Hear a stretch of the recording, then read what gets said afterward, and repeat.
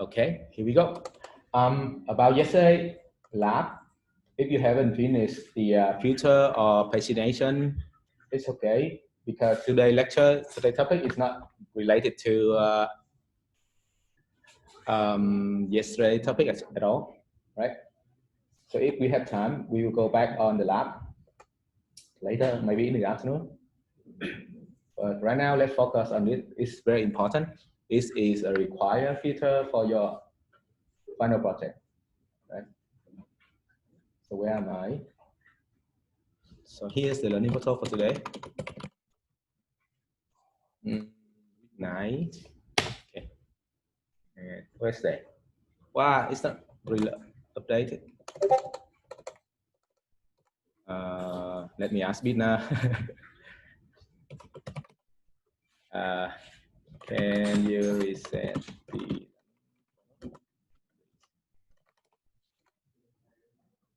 Okay. It's okay. Yeah, that's good. WebSocket is it's not related to anything we have learned before, right? So it's a different topic. Okay, but for today, we'll learn how to authenticate user using Facebook and GitHub and Google. I will walk you through how to authenticate a user with Facebook, and then you will have to do the same thing with Google on your own, right? Very similar. Before we go into the lab, let's take like half an hour to go through the theory, understand what the technical, the tech that we're going to use for that. So slides, school, in, ATW, 9, 3. Right, so Charles brought the style a couple of days ago. That's why all the style were like they're all over the place. Yesterday I picked that. So here you go. Today we learn how to log in a user with a third-party service, right? And that process or that standard is called Oauth 2. Oauth 2. And before the so we have Oauth 1, Oauth 2, right? Before Oauth, we the whole authentications process we have you, which is us, the developer or our backend server, and a service provider, for example, Twitter. So Twitter is the first one. So we have Twitter, and the API of you is a user, sorry, user, the third party, and the API, which is our server. Okay, so here's the 3 entities. And if our API server want to access to our Twitter account, the user or us will have to enter the password, and the password will go to the API server, and then the API server will send to Twitter. That is not secure at all, right? Because we send our password to the API server, that's not secure. So here's, and there's some problems and limitation why it's not secure. So the backend server can store a user password somehow if they want to. And by using your password, the application, the backend server can have complete access to your account, right? Your Twitter account, for example. And the user, the endpoint, the end user cannot revoke access to any single app except they have to change the whole password for Twitter account, for example. And what if the API server is compromised, meaning the password will be exposed to all other sources, like to the hackers, for example. Right, that's very dangerous. There's a bunch of limitations. That's why people invented another way to authenticate users. Here we go. There's a bunch of problems. That's why they try to implement something very similar to Oauth 1. We will learn what is Oauth 1 later. And because there's no standard at that point, there was no standard at that point. So every single website or every single web server, web application use a slightly different technique, right? So for example, Twitter use something, Google use something else, Facebook use something else. Here we go, Flickr, they use something called Flick Off. And so these are very specific. You don't need to know these, but they use different things. But basically, they're very similar. But at that point, there was no standard. And then people came up with a standard that they can work together. And it's called Oauth 1. It's very similar to what we're using today, Oauth 2 on the surface. But on the back-end side, there's a little bit of difference. We don't really have to go deep into that. But basically, Oauth 1, the user don't need to provide the password at all to the backend server. They don't have to enter the password, but instead they will go directly to, for example, Facebook website and log in the account there. So which means they don't have to send any password to us, to the developer, to the backend side.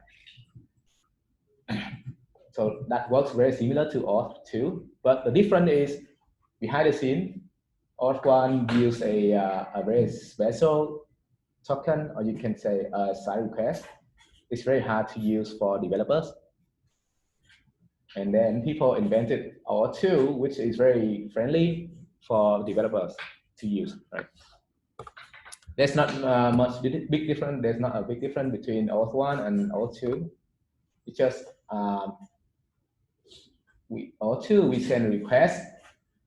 Right, I will explain the whole process later, but that request will be encrypted or like using a side token to decrypt, and it can be used over HTTPS. So which means if you log in with Google, Facebook, or GitHub, you always have to use HTTPS, right? HTTPS.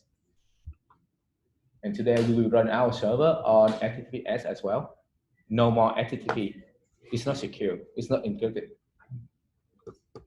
My God, my voice. So you may wonder how does it work, right? Or two. Basically, we have a couple of terms here. We have a resource owner, which is the user, the end user. We see the owner of the account, the owner of Google account, the owner of Facebook account. Resource owner. We have resource server. We see the server that store those accounts, for example, Facebook, Google, or GitHub, Twitter. We also have authorization server. Usually it's the same as the resource server, which is the same server as Facebook, Google, or GitHub. So basically these two things usually the same, right? We have the user, the end user, which is the account owner, and the resource server. And finally, the client. The client here is not the end user, but our web server, our API server. So we are a client to Facebook, GitHub, and Google, right? From their point of view, we are a client. And the end user will be our client, right? So we have three entities here. The end user, the resource server, which is the third party, and the us here means our server, right? So here's the flow. In notice this text, in notice. So here we go. The end user, which is the client server browser, right? The user want to log in with Facebook, for example. This is small, right? Here we go. I'm gonna move it out. Okay. The user want to log in with Facebook. They will go send a request to redirect to backend side our server here, and then our server will check with the third party, which is Facebook, Google, or GitHub. They will check, hey, my client want to log in my server using your credentials, right? We let Facebook know, and then Facebook will contact the client saying, hey, that server want to use your account to log in. Do you approve it or not? Okay. And then the client will decide, okay, give them some public info. or not. If the user decline, which means cancel the whole process, it just stop the whole process. We don't have to care about that. But if the user agree, like accept, or he want to log in using their his Facebook account, and then it go back to Facebook, then Facebook will receive that confirmation, and then Facebook will send out a request to our server together with a token. This token is different. It's different from the token that we were working on before. This token is the token between Facebook and the web server only. The client should not see this token at all. Okay. So then Facebook will send us a token, and then the backend side will use that token to send another request back to Facebook to get all the public information. Here you don't see that step, but basically this step means they send us a token. They don't directly send us the data. They only send us the token, and then we use the token to ask for the data. That's how how they protect the user. And then after we got the data, we can now, we successfully log in the user by issuing a new token. This token will be used between the browser or the client and our backend server. So that's the whole point. We go from the black line here, and then the second part will be the green line. So this the whole steps in English, right? Okay, here's more detail. It's very short. What you need to understand is the whole flow, and we go back to that later. So here's a more detailed flow. Okay, user visit our web app, right? Front end. Visit our front end app, which is our React. And then if he wants to log in using Facebook, the front end application will redirect the user to an endpoint in our backend server. For example, localhost 5000 or slash /login/Facebook, right? And then the backend server will redirect the user to Facebook server together with a client ID and a client secret, which we will create later. And then here from Facebook, at Facebook website, user can either deny, reject, cancel the whole process, or just hit accept. And then if it's a accept request, then we will redirect the user, not we, but the Facebook server will redirect user back to our backend server. Right now it's unclear, but just remember this whole process. So the black line here is redirecting, right? The black arrow, they are all redirect. Okay, redirect back to backend server, and then the backend server will receive a token, and then using that token, contact the Facebook server again. But then we get all the user information, and then based on those information, we decide to create a new user or not. Whether that user exists in our database or is a new user depends on which case we want to create a new user or log in the existing user. And then finally, we redirect from backend server back to the front end. So small. Okay. So that's the whole step in code. Not really in code, but the whole step we have to do. But fortunately, Passport, they will handle this part for us. This part here, from here to here, and then back here, and then go here. We only have to deal with user to front end to back end, and then from back end to front end again. So we can, Passport will help us deal with these steps. So this is the whole flow, but we don't need to worry about the one in the middle. It's very complicated, right? Okay, again, simple step. Client login with Facebook. So we direct to backend. Backend will ask Facebook accept or not. So Facebook cannot decide that, right? Facebook will ask the user, do you accept? Then the user will say, okay, I accept. Then Facebook will send the token to us, and we use the token to get the data from Facebook. So there's a reason why they want to do that. They want to keep the data safe. That's why they only issue a token. Then using that token, we get the data. Okay, after we get the data, we either create a new user or we either log in the user. And then by logging in the user, we send a token, right? So that the front end and the back end can communicate using the token. Okay, that's simple version. Here's the more detailed version. User go to front end app, our web app, and then our front end will redirect user to back end. Redirect, and then back end. Here's a couple of steps. You don't see it in our code, but this is the what's going on behind the scenes. So back end will you will see a redirecting to Facebook page. And then in that page, you will have to you have to enter your username and password if you are not logged in already, or you just click accept. And then when clicking accept, you will be redirected back to the backend server. And then backend server will use a token to get the information from Facebook. And finally, backend server will redirect back to the front end.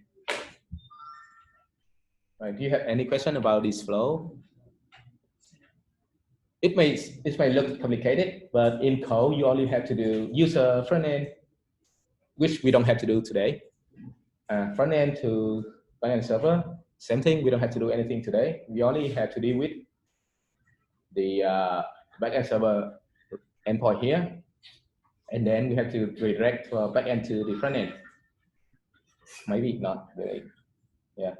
Okay. So that's the whole flow. So today we only do the user backend. Okay. Sorry. That's for tomorrow. Today we will focus on how it works here by using password, right? Using password. This part from yellow, from I don't know, maybe orange to pink, and then back to orange, and then go to pink, and then go to orange. That's it. These steps. Today we got handle these steps by using password.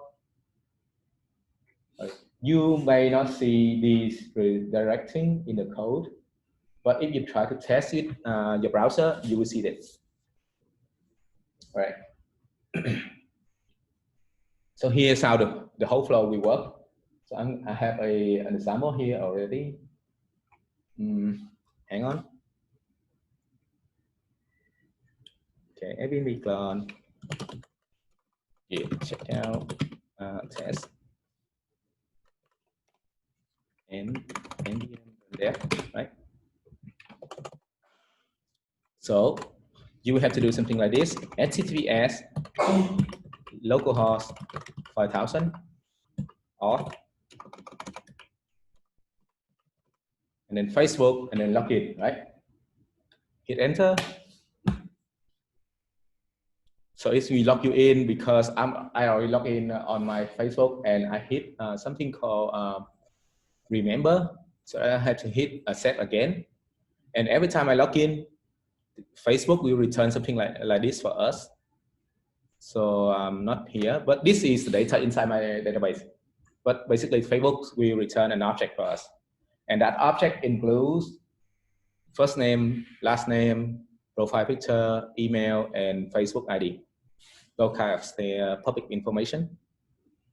And using those information, we can create a user in our database. So this is how we log in. Very simple. Okay, again, I will log in again. So the endpoint for logging in will be this. You can use a different endpoint, but usually I would want to use this. Hit enter. Okay, here. Man, let me open a incognito mode. HTTPS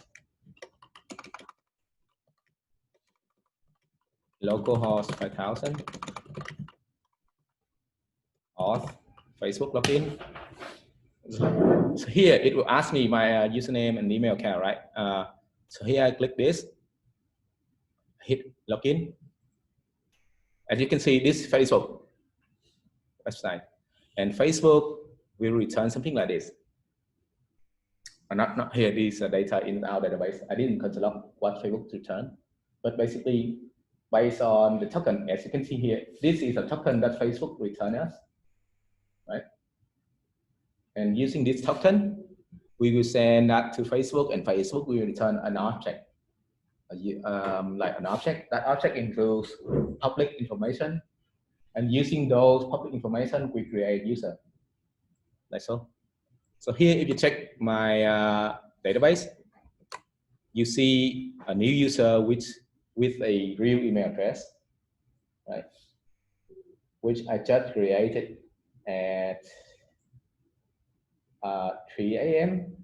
Not Vietnamese time, but somewhere else. Okay, right? So here we go. The whole point is that that's what we're going to review today. And I'll walk you through the Facebook login. Then you have to do it the same thing for Google. Right. So basically, in your final project, you will have at least Facebook login and Google login. Cool. So any question about the flow here?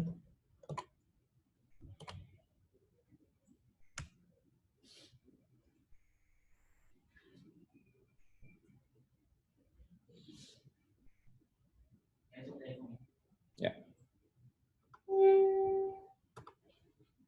The code is very straightforward as well, not very hard. But you need to understand the flow. Because if there's some problem that happen in any step here, you need to know where it's failed, right? And you have to debug it on your own. So here we go.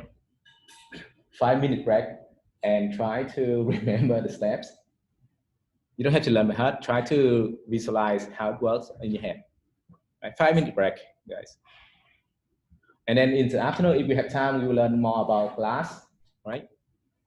So we're not doing what topic today? No. Is it refreshed? Let's see. I mean, Not that's yet. what topic. No, crap. Will we do the chat app? No, not today. Next week. Because in the last bootcamp, there was 1 or 2 days holiday during the week, and I had to adjust the curriculum to match the real pace. So today as well, it's usually be like 10, and this is gonna be Tuesdays, right? It used to be authentication or off and authentication with front end and back end, but it turned out it's too much for one day. And people will complain that too much, I cannot do it in one day, blah, blah, blah. So I removed half of it. So you don't have to do milestone 5 now. It's only 1 to 4. There's no more 5 to 9. Nice. We will do it tomorrow. We will have Thursday, Friday, Saturday, and Sunday for you to complete your front end. Okay. So it's better after you finish the lab, the Oauth 2, which means you log in with Facebook and Google, then you go back and complete your Airbnb backend project, right? So that you will have something to do on Thursday and Friday, right? Instead of learning the or what will we learn? WebSocket, we learn more stuff like partitioning or create something like here we go, Airbnb online experience, right? So this feature, they have something called availability. For example, here, this event, you have a bunch of dates that you can pick, right? And in each day, you have time slot as well, which is very hard to deal with. And there's a couple of ways to do. Yeah. So we will learn how to make a payment as well. Ooh. And for payment, there are actually 2 or 3 ways to do it. We will learn the one in the middle. I'll explain it tomorrow, next week, don't worry. Right. So that's it for the theory. Let's take like 10-minute break, I would say. Try to visualize these steps in your head. How that app or we will run it or many days. 2 or 3. All right, do you have any question, onliners? Why is so small here on my screen?